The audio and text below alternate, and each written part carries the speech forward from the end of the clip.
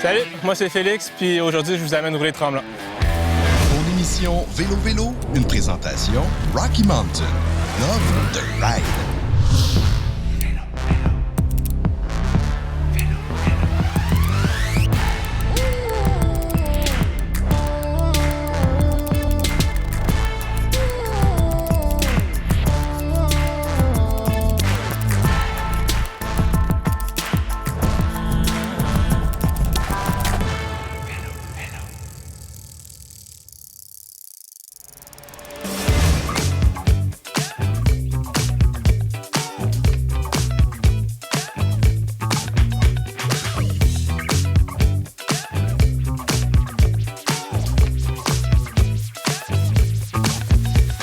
Aujourd'hui, c'est avec grande fierté que je vous accueille chez nous, ici à Mont-Tremblant, qui est, selon moi, le plus bel endroit au monde.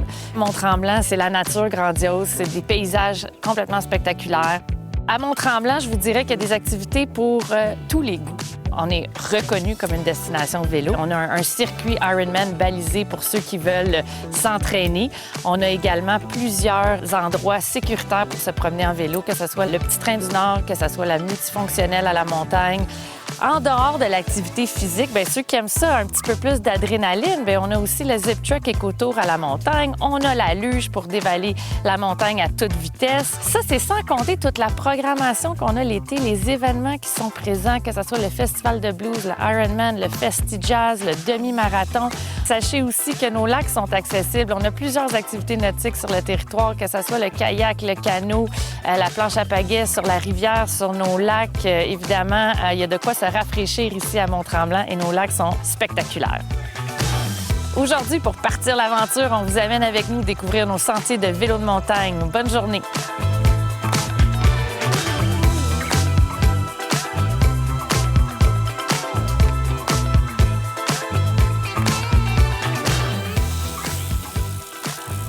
Hey, ça va, Sarah? Oui, toi? Yes. Salut, Max. Puis, en forme? Ouais, qu'est-ce qu'on fait aujourd'hui? Je pensais peut-être une lap de gorge puis un petit tour sur Deer Mountain. Ah, bonne idée. C'est bon pour t'échauffer, ça? Je m'appelle Félix Burke, puis je suis un athlète en vélo de montagne.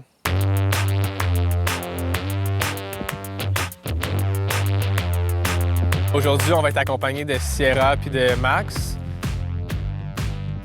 Moi, c'est toujours un plaisir de rouler avec Félix. Tant un mentor, c'est une vision de voir comment je voudrais rider plus tard, comment m'améliorer. Et c'est tant positif, rouler avec lui, ça apporte tant de nouvelles choses. Fait que pour moi, c'est vraiment le fun. Ben Max a été mon coach aussi pour les camps de vélo. Puis lui aussi, comme Félix, il donne des conseils pour nous aider à nous améliorer. Sierra est un peu plus jeune que Max. C'est une fille vraiment déterminée, avec beaucoup d'énergie. C'est souvent la personne qui va pousser le groupe à aller plus loin, aller plus vite. Le genre d'enfant qui est tout le temps en avant et qui cherche à aller plus loin. Fait qu'elle est encore jeune, mais elle progresse tellement rapidement. Je la considère déjà dans les meilleurs riders de Tremblant, puis ça sera pas long que ça va pousser les limites de la communauté. Là. Ready to roll? Let's go!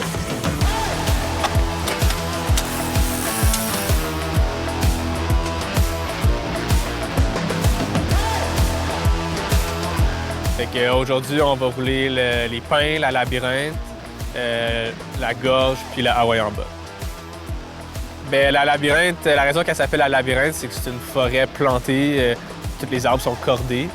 Fait qu'ils ont fait le sentier qui zigzague là-dedans. Fait que t'as l'impression d'être dans un labyrinthe, finalement, quand t'as fait. Petit trail, pas trop dur, pas trop facile.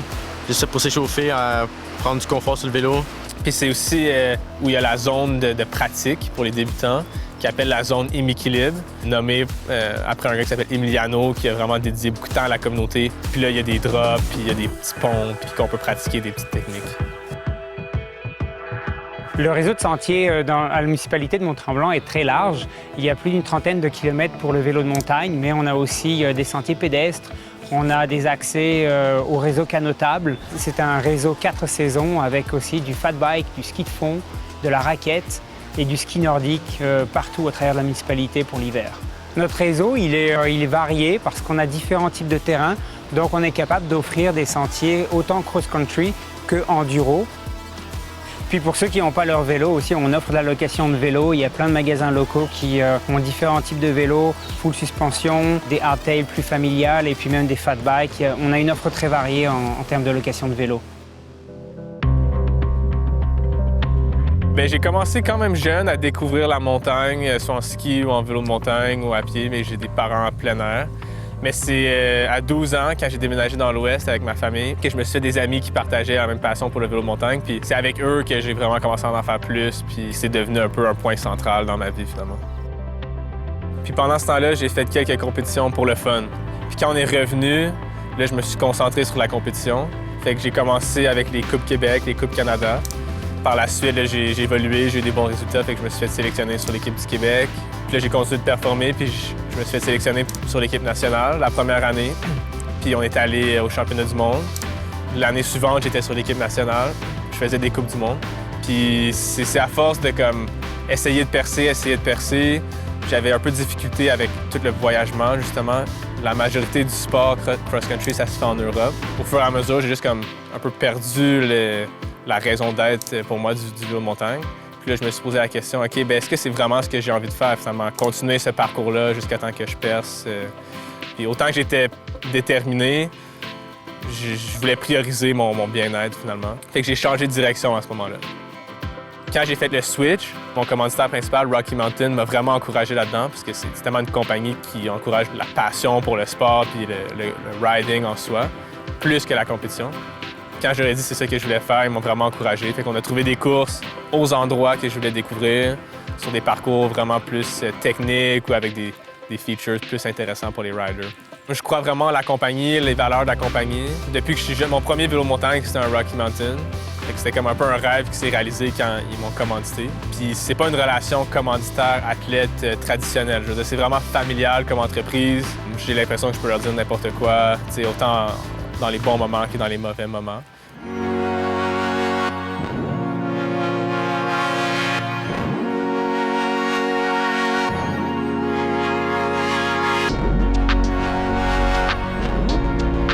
On a monté la Jazz, on est arrivé au sommet, pris une petite collation là.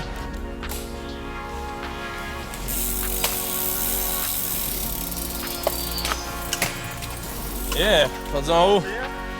Nice. Tu peux la monter? Non, facile. Ouais. Fait que là, on est rendu en haut de Deer Mountain. On a monté par la Jazz. Puis on va prendre un petit moment pour rattraper notre souffle. Puis après ça, on va descendre la Hawaii en bas. Ouais, ça c'est super le fun. Cette année, on fait une nouvelle installation, comme un gazebo au top de la Deer Mountain, avec des bancs, fait que t'es à l'abri de la pluie si jamais il y a une petite pluie, s'il y a trop de soleil, à l'ombre. C'est comme un beau petit chilling spot. T'as 3-4 pistes qui connectent à cet endroit-là au sommet. Fait que c'est un endroit où le monde peut se rencontrer, jaser, puis prendre différentes directions en pouvant se reposer là au sommet.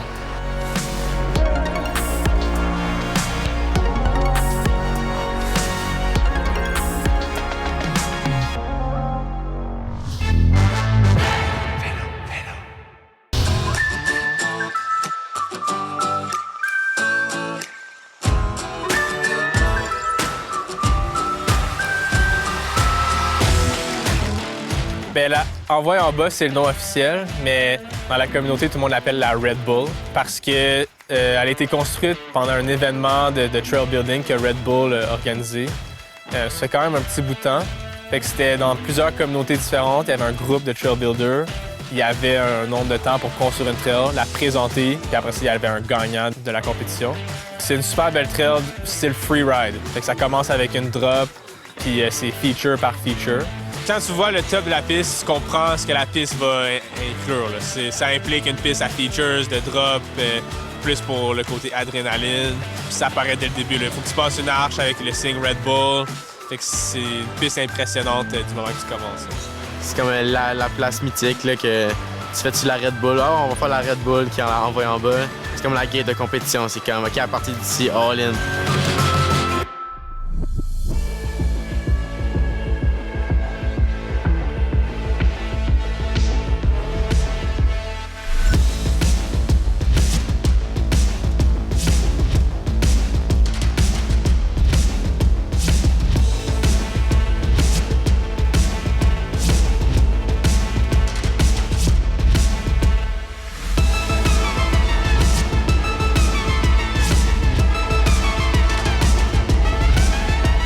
Chicken pass pour les personnes qui aiment moins les gros jumps. Comme moi, j'en fais moins. la slab que j'ai partie, ben, ça fait une alternative là, pour ceux moins casse-cou, on va dire.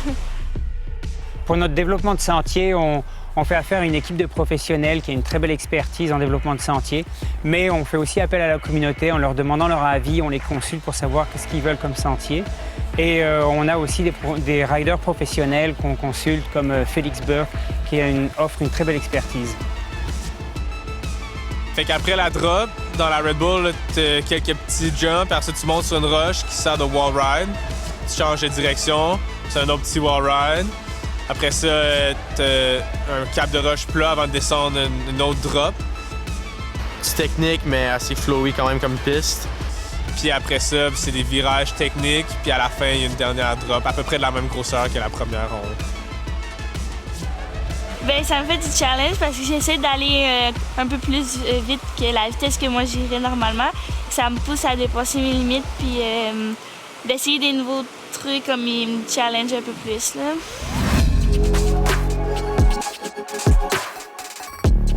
Ben, fait que ça, c'est mon bike. C'est un Rocky Mountain Instinct 2022.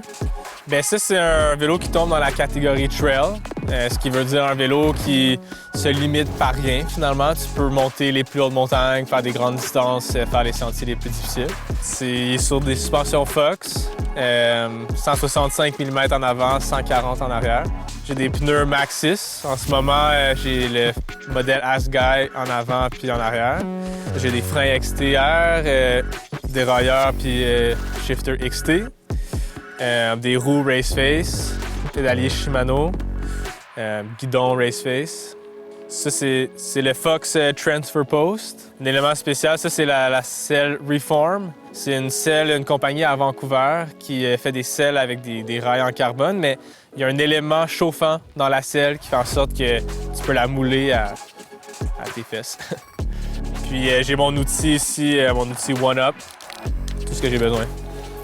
Ben, Rocky Mountain, c'est une des compagnies les plus historiques, légendaires du monde du vélo de montagne. C'est une compagnie québécoise. Ce que j'ai remarqué dans la compagnie, ça fait longtemps que je travaille avec eux, c'est qu'il y a beaucoup de riders, autant dans le marketing, recherche et développement, tout au long de la ligne. C'est vraiment des vélos pour les riders, faits par des riders. Puis ça paraît quand tu les roules. Je veux dire, c'est des vélos qui se pédalent tellement bien, tellement versatiles, tellement élégants dans leur forme aussi. Je veux dire, c'est la simplicité, l'élégance.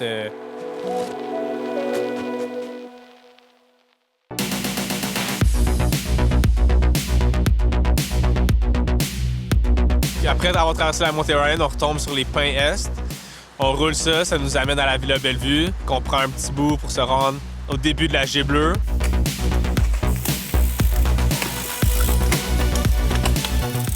Bon, une petite gorge, puis on se rend à la rivière. Ouais, bonne idée. Ça va être beau sur le bord de la rivière. Ouais, ok, parfait. Fais attention en descendant, c'est que ça va être glissant. Mouille un petit peu, les racines sont slick, les roches aussi. Ouais, mais je pense qu'on va s'amuser pareil. Alright, on y va. Ouais, On y va? c'est bon. Là, on fait le début de la G-Bleue, puis ça nous amène dans la gorge. Puis c'est toute une suite naturelle. Puis la gorge, ça commence avec du plat technique, un faux plat montant. Comme la gorge, c'est un autre type de forêt, une autre sorte de trail, disons, plus de cap de roche, un peu plus de petits ruisseaux qui traversent. La forêt est comme plus enveloppante un peu. À Mont-Tremblant, on est très équipé pour prendre soin de nos sentiers. On a une équipe de professionnels qui gère ça tout au long de l'année selon les conditions météo. En plus de ça, on a Vélo Mont-Tremblant qui est un club ici dans la région qui prend bien soin de nos sentiers avec une équipe de bénévoles en organisant des corvées hebdomadaires. En plus, grâce à notre climat et notre relief, on a la chance d'avoir un terrain qui sèche très très vite, ce qui est assez rare au Québec. Alors on peut se permettre de fermer nos sentiers pour seulement 24 heures après une pluie.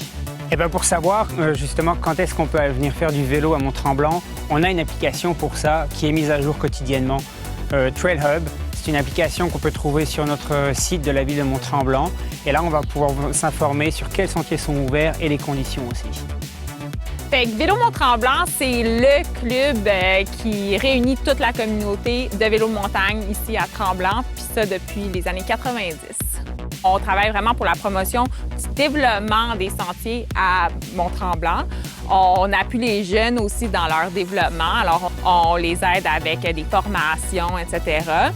On organise aussi des événements vraiment le fun, comme des group rides, des corvées, ce genre d'événements-là. Je pense qu'une des choses qui nous démarque ici à Tremblant, c'est vraiment notre communauté. C'est une communauté de gens qui est très impliquée. On a eu des corvées où il y a eu plus que 30, 40 personnes qui se sont présentées. Il y a les entreprises locales qui s'impliquent là-dedans aussi, qui nous fournissent de la bouffe, des breuvages. La ville, c'est sûr, nous soutient là-dedans aussi. C'est une atmosphère le fun aussi, les corvées. Fait que c'est vraiment pour tout le monde.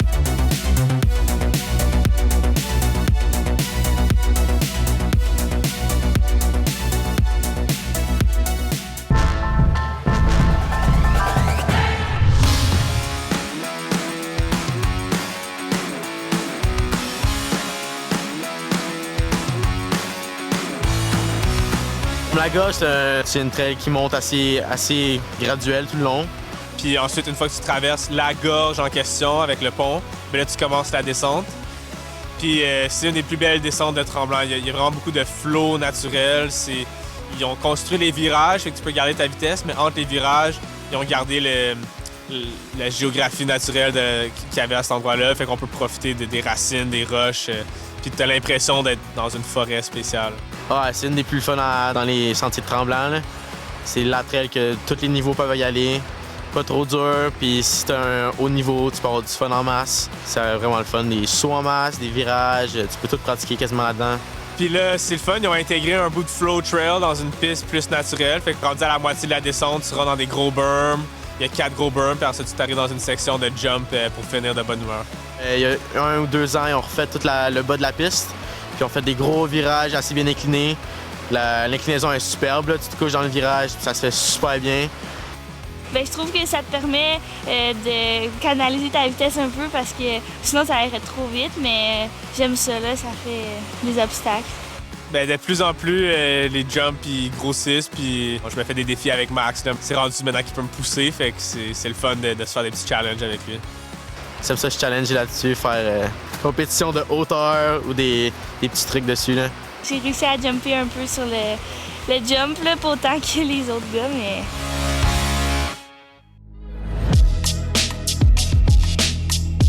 Fait que, dans le fond, le camp de vélo Trail Tribe, la façon que ça a commencé, c'est justement la 2e année que j'étais sur l'équipe nationale. Je me suis refait sélectionner pour les championnats du monde.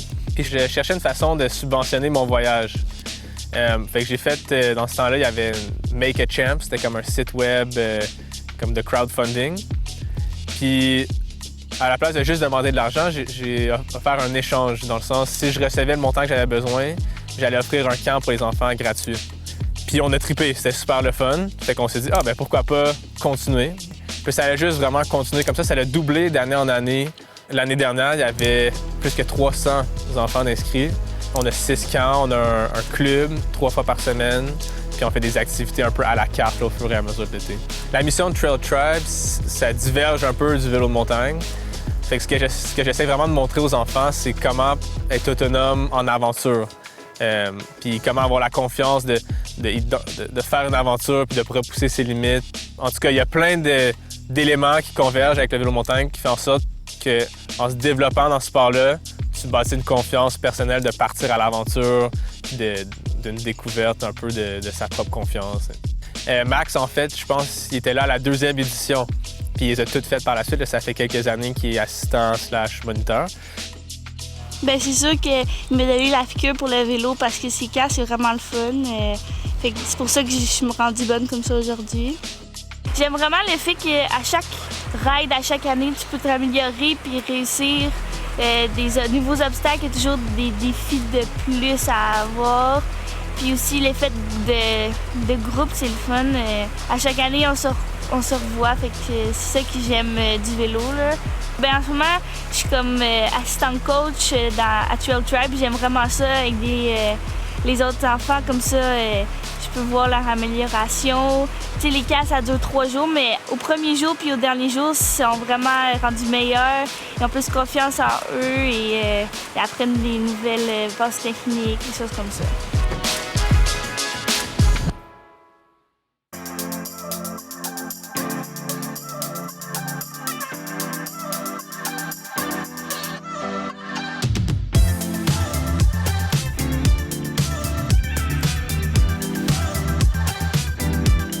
La gorge, ça nous ramène au pont Jackrabbit.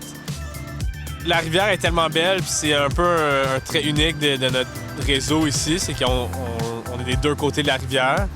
Puis la plage qui est derrière moi, c'est un spot classique pour relaxer.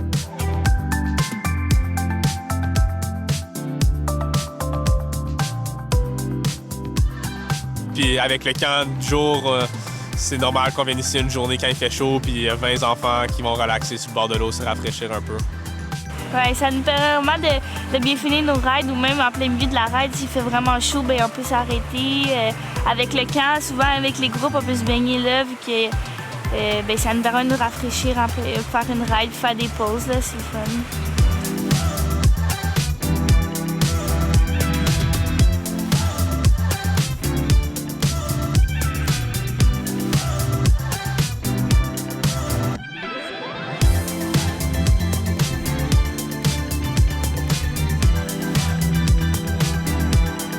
C'est une sortie qu'on ferait assez rapidement d'habitude. C'est une belle boucle. Pas trop dur, pas trop facile non plus. T'as du beau challenge. Les pistes étaient super belles aujourd'hui. Conditions pas trop mouillées, pas trop sèches. Un petit peu de boîte, toujours le fun d'être un peu sale. Mais à part ça, une super expérience. Le circuit qu'on a fait aujourd'hui, c'était assez bien pour tous les niveaux, ça se fait. À part justement la Red Bull qui l'envoie en bas à éviter. À part ça, tout est roulable, tout se fait super bien. Il n'y a pas de doute là-dedans. Ce qu'on a fait aujourd'hui, c'est une ride experte parce qu'on a fait la Envoyée en bas, qui est une piste de niveau expert. Mais en termes de distance, par exemple, partir du centre d'information touristique, puis faire un tour de Deer Mountain puis la gorge, ça se fait vraiment bien, 1 heure maximum.